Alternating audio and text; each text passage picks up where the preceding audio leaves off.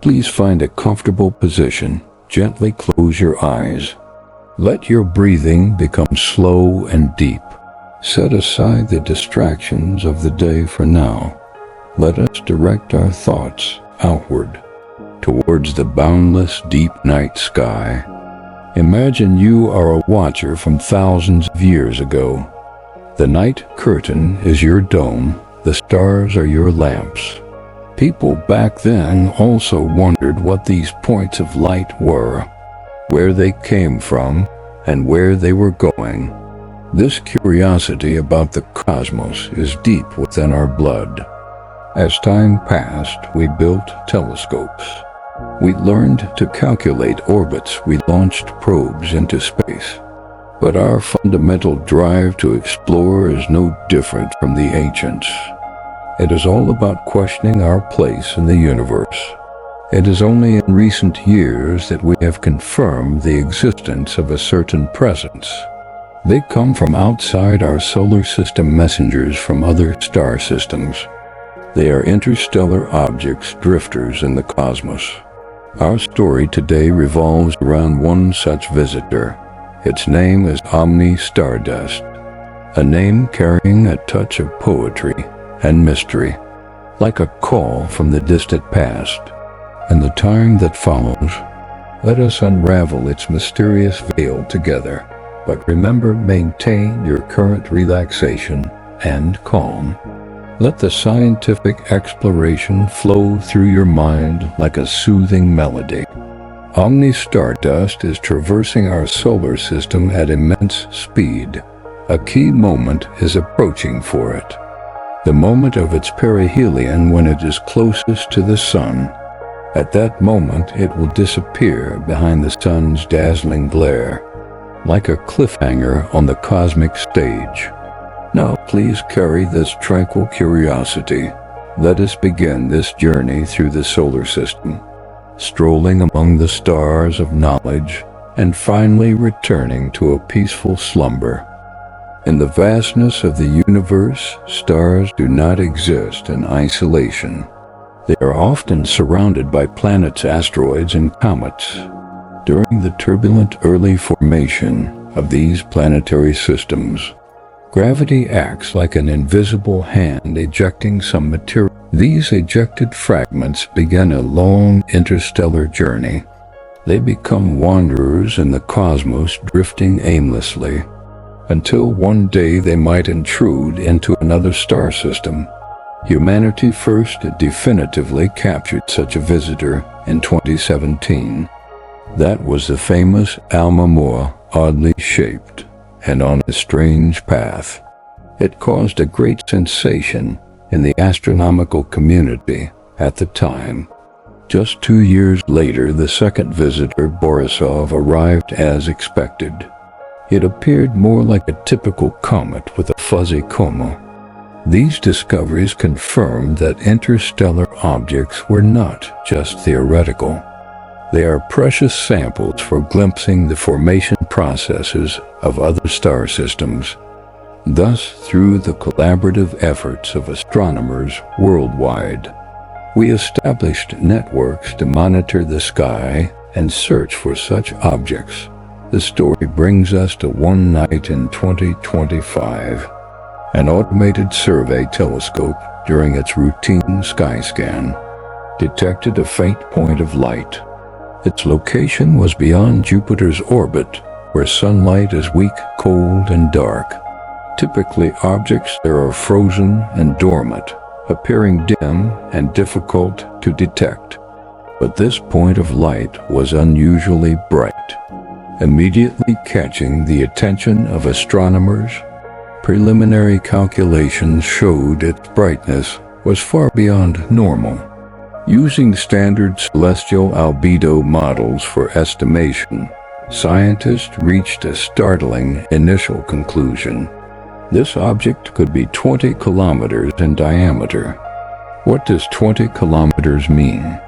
It is larger than the entire Manhattan Island. It is twice the diameter of the asteroid that ended the dinosaurs 65 million. In interstellar space, an object this massive should be extremely rare.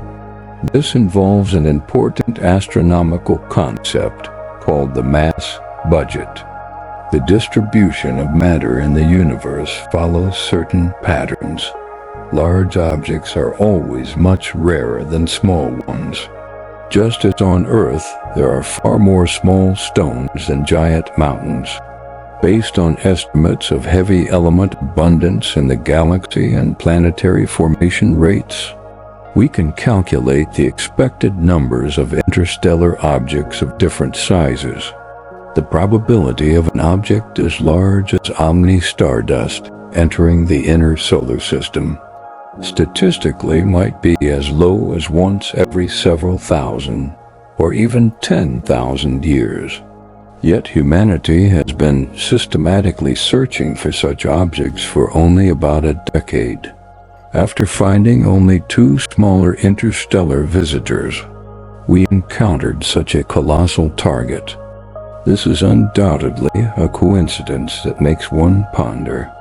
It either means we are incredibly lucky to have encountered a low probability event so early in our search, or it might suggest that our models of interstellar object distribution have certain aspects that need. The legend of Oumuamua stardust began with this unexpected discovery.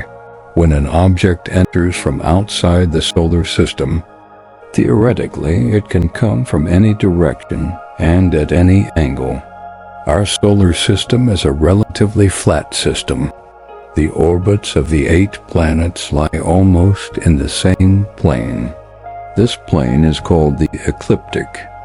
It is the geometric imprint left from the original protoplanetary disk during the solar system's formation. However, objects from other star systems each have their own origins and ejection processes. Their direction of travel should have no relation to our ecliptic. Therefore, statisticians expect them to enter at random angles. But the orbit of Oumuamua stardust shows a remarkable coincidence. Its orbital plane aligns with our ecliptic at a very small angle. Precise calculations show this deviation is within just 5 degrees. This means its flight path runs almost perfectly parallel to the orbits of the planets. Astronomers calculated the probability of such an alignment occurring. For a randomly entering interstellar object, the probability is only about 1 in 500. While not entirely impossible, this is enough to draw attention. Yet the coincidences do not stop there. The path of Oumuamua stardust is not merely aligned with the ecliptic. Its trajectory seems almost meticulously calculated. It will make close approaches to multiple planets on its journey into the inner solar system. It will first pass relatively close to the orbit of Mars on a specific date, close enough for probes in Martian orbit to take detailed images. Subsequently, its path will also bring it relatively near the orbits of Venus and Jupiter. The key is these close encounters are not just spatial proximities, they are also perfectly timed. The planets move at different speeds in their respective orbits. Their positions constantly change. Oumuamua stardust needs to reach the orbital intersection points at the precise moment to brush past the planets. Scientists combine the probabilities of all these close flybys. Finding the chance of them happening randomly is as low as 1 in 20,000. This number makes the pure coincidence theory seem somewhat strained, as if this trajectory map was carefully drawn. Most thought-provoking is the timing of its perihelion arrival. Perihelion is the point in the orbit closest to the Sun, where the Sun's gravitational influence is strongest. For a spacecraft, applying a bit of thrust here can utilize the Oberth effect for the most efficient velocity change. The perihelion moment for Oumuamua stardust is precisely set at such a time.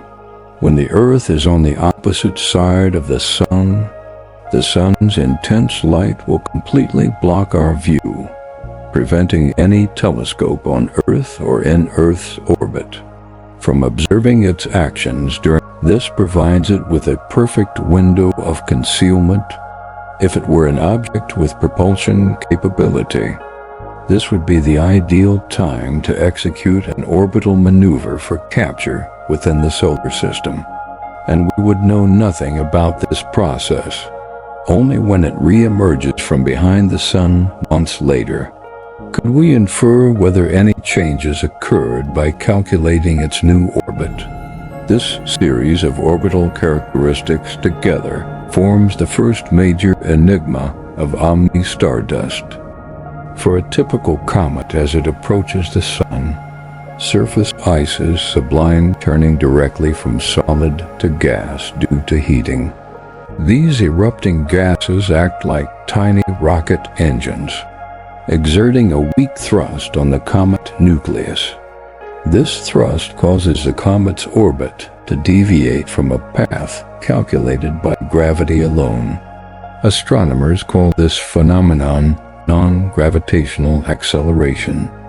It is an important indicator for judging comet activity and estimating mass. However, precise tracking data for Oumuamua stardust shows its orbit matches the path predicted by pure gravitational models almost perfectly. This means it shows almost no measurable non-gravitational acceleration. Initially, one might mistake this for inactivity, but spectroscopic observations from other telescopes clearly tell us otherwise.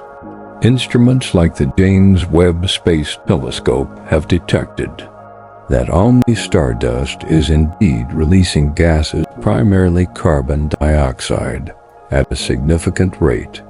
This creates an apparent contradiction. On one hand, gas is continuously erupting, which should produce thrust. On the other hand, its orbit shows no significant change as a result. The only reasonable explanation is that its mass is very large, so large that the weak thrust from gas eruptions is negligible compared to its immense inertia. Just as you cannot push an aircraft carrier no matter how hard you try, scientists, based on the observed gas emission rate and the undetected orbital deviation, performed a reverse calculation, deriving a lower limit for the mass of Oumuamua stardust. The number is astounding: 33 billion metric tons. 33 billion metric tons is a weight difficult to comprehend intuitively. It means Oumuamua stardust is at least thousands, or even tens of thousands of times more massive than previously discovered Oumuamua or Borisov.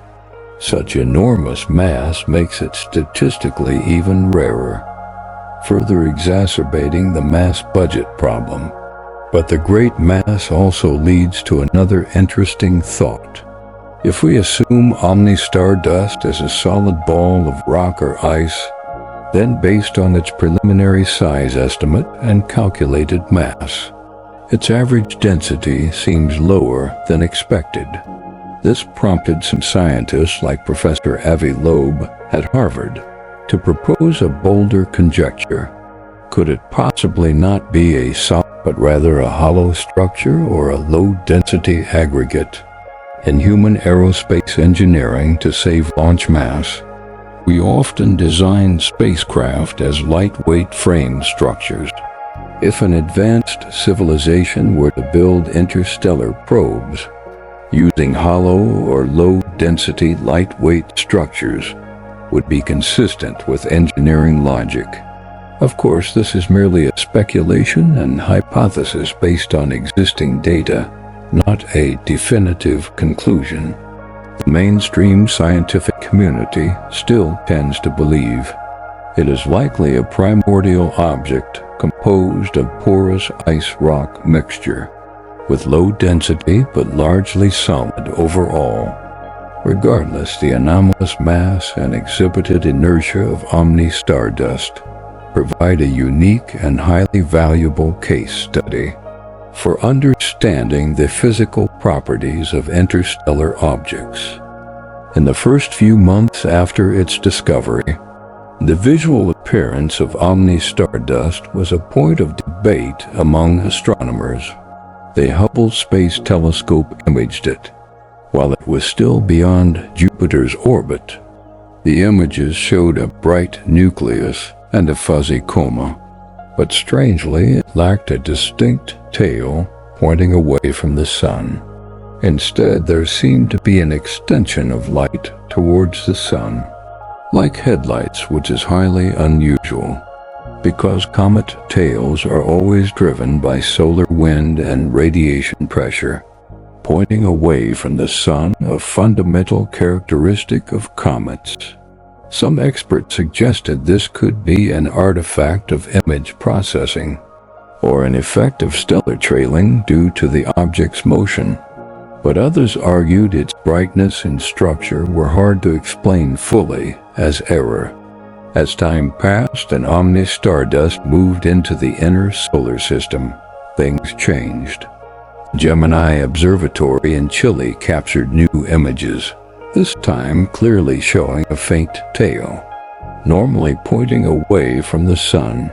This relieved many astronomers, thinking it finally exhibited normal cometary behavior. Evidence supporting the natural comet hypothesis seemed stronger. However, the visual puzzles did not completely end.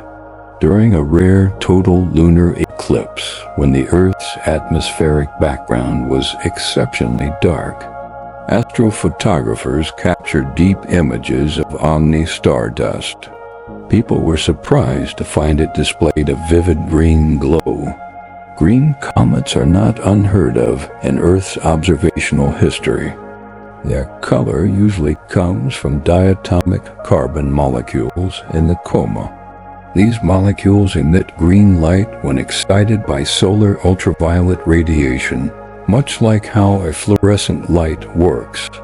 But just a month before the green glow appeared, spectral observations showed very low levels of carbon chain molecules in the coma of Oumuamua stardust, placing it among the most carbon-depleted comets known.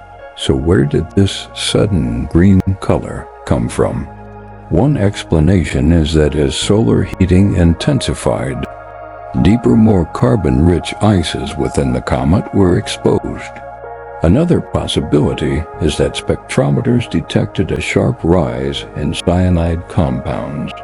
Cyanide can also produce a greenish glow under certain conditions. There is also a more speculative, less mainstream guess that this green hue might mark the activation of some internal mechanism. Of course, this falls into the highly speculative category, lacking empirical support. Beyond its color, its chemical composition itself is exotic. Precise spectroscopic analysis by the Webb telescope revealed the ratio of carbon dioxide to water in the coma of Oumuamua stardust is as high as 8-to-1. This is extremely rare among comets in our solar system. Comets in our solar system are typically dominated by water ice, with carbon dioxide being a minor component. This peculiar chemical mix strongly suggests Oumuamua stardust formed in an extremely cold environment, far beyond the snow line of its parent star system, where temperatures were low enough for large amounts of carbon dioxide to freeze into ice. These unique visual and chemical characteristics together paint a picture of a complex and peculiar celestial body and exhibits some commonalities with ordinary comets, yet constantly challenges our understanding at the details. Faced with a series of anomalous features of Oumuamua stardust, the scientific community has divided into different schools of thought. To more systematically assess the nature of such objects, Professor Avi Loeb proposed a conceptual evaluation. He calls it the possibility scale from 0 to 10. 0 represents a perfect match with natural celestial features beyond doubt. 10 represents definitive technosignatures such as radio transmissions. Most discovered interstellar objects would fall between 0 and 3 due to its multiple combined anomalies. Omni stardust, in the view of some scientists, might reach 5 or 6. This does not mean concluding it is an alien spacecraft, but marks it as anomalous enough to seriously consider all possibilities, including those extraordinary hypotheses. Let us review these anomalous points. Its orbit aligns with the ecliptic and makes close flybys of multiple planets. The timing is clever, and it is hidden behind the Sun at perihelion. Its mass is anomalously large, resisting jet-induced orbital perturbations. Its early visual appearance was atypical, lacking a typical tail. Its sudden green glow contradicts its carbon-poor spectrum. Its chemical composition is carbon dioxide, dominated with an inverted water-ice ratio. Each individual point can find possible natural explanations. But when all these low-probability events stack up on the same object, the combined probability becomes extremely, extremely low. It is like rolling a die in a casino and getting 6-10 times in a row. You would naturally suspect the die might be loaded. However, the mainstream scientific community remains extremely cautious and conservative. NASA scientist Tom Statler, responsible for small body studies, publicly stated, "All observational data are consistent with the characteristics of a natural comet, albeit a peculiar one from a special formation environment." He pointed out that comet behavior itself is full of variability and unpredictability. We should not resort to alien technology explanations just because we see uncommon phenomena. Professor Chris Lintott from the University of Oxford was more direct. He criticized this jump to alien technology hypotheses as bad science, damaging the credibility of the serious field of SETI. There is a golden rule in the scientific community. Extraordinary claims require extraordinary evidence. At present, the evidence provided by Omni stardust, while interesting and thought-provoking, is far from extraordinary level. It still falls within the range explainable by natural. The core of this debate is a divergence in scientific methodology. Should we strictly follow Occam's razor and choose the simplest explanation? Or should we remain open to low probability but high impact possibilities? Regardless, the discussion itself has driven more detailed and deeper observations. And this is the driving force behind scientific progress. Although the debate about the nature of Omni stardust continues, the pace of scientific exploration never stops. Astronomers worldwide are intensively arranging observation plans to capture as much information as possible before it departs. Several key time nodes are highly anticipated. First is its close encounter with Mars. At that time, probes in orbit around Mars millions of kilometers away, such as the Mars Reconnaissance Orbiter, will aim its high-resolution camera at this interstellar visitor for imaging. Although the distance remains too great to see surface details, it hopes to more clearly distinguish its solid nucleus from the surrounding gas and dust, gaining a more accurate estimate of its true size. After its Mars flyby, it will continue inward through the solar system, gradually disappearing into the sun's blinding glare until it reaches the perihelion point in its orbit. This is a decisive moment. If it has any autonomous orbital maneuver capability, this position of strongest gravity and highest speed is the ideal time to implement it. And due to the sun's blockage, we cannot directly witness. All we can do is wait. Wait for the moment it reappears from the other side of the sun. That will be months later. The European Space Agency's Jupiter Icy Moons Explorer, JUICE, will have a relatively good observational vantage point then.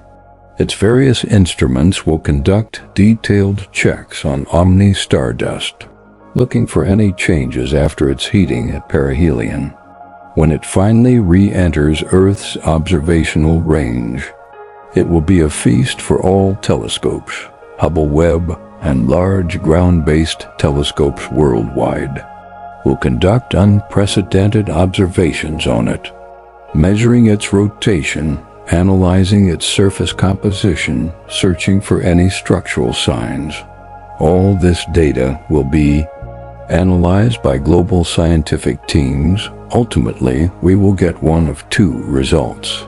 Result 1 is its orbit remains unchanged, still following a hyperbolic trajectory out of the solar system. Then it is most likely a very peculiar but natural comet. We will compile all the data, enriching our understanding of the universe, then watch it disappear into the darkness of interstellar space. Result 2 is its orbit has changed significantly, showing it has slowed down and been captured by the sun's gravity, entering an elliptical orbit around the sun. Then this would be a day that shakes the world, for it strongly suggests the involvement of non-natural forces. Regardless of the outcome, Omni stardust is just a beginning. The new generation Vira C. Rubin Observatory is now operational. Its powerful sky-scanning capability is expected to discover new interstellar visitors every year. We will move from studying rare individual cases to the stage of statistical study. The most important lesson Omni stardust teaches us is to explore with an open mind and verify with rigorous attitude. The wonder of the universe far exceeds our imagination. Our story about the interstellar visitor Omni stardust ends here.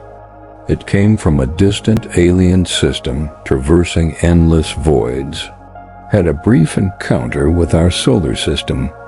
It brought many puzzles and profound revelations. It made us realize the universe is full of unknown forms and processes, waiting for us to discover and understand. Whether it is ultimately confirmed to be a strange icy world in the cosmos, or something we cannot yet fully comprehend, this process itself embodies the beauty of scientific exploration. We ask questions, we design observations, we analyze data. We debate, we think, we revise. Human cognition advances bit by bit in this way, expanding the boundaries of knowledge. Now please slowly withdraw your attention from the distant galaxies. Feel the space your body occupies. Feel the support of the bed. Feel the rhythm of your breath. Omni stardust continues its silent flight along its orbit, and you exist safely on this beautiful planet. The vastness of the universe is enough to contain all curiosity and dreams, and enough to soothe all unease and anxiety. Let this boundless starry sky be the background for your soul, deep, tranquil, and full of infinite possibilities, carrying the awe for the cosmos and the praise for exploration. Let your thoughts slowly settle. Let your body completely. May you, under the watch of this starry sky, fall asleep peacefully and have sweet dreams. Good night.